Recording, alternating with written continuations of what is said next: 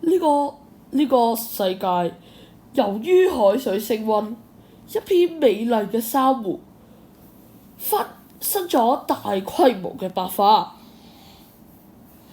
今日你哋乘坐嘅呢個共生體潛海器，就帶大家落到海底拯救呢啲珊瑚。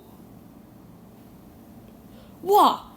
大家有冇見到前面全部珊瑚都變成白色啊？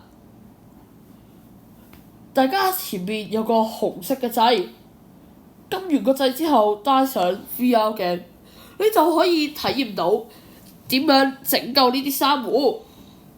我哋海洋保育員拯救嘅方式就係發射一啲益生菌膠囊，而且你哋可以使用你前面嘅虛擬機械臂，小心翼翼咁樣喺珊瑚上面截取一小段，再將佢移植到白化嘅珊瑚上面，之後呢個珊瑚就會恢復生機。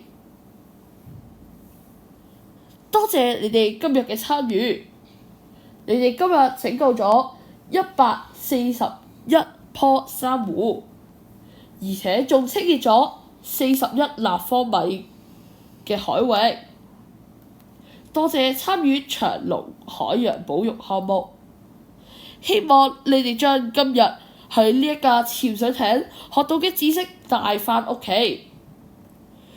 我哋真係要拯救下我哋個海洋，如果未到時候我哋可能連游水都游唔到啊！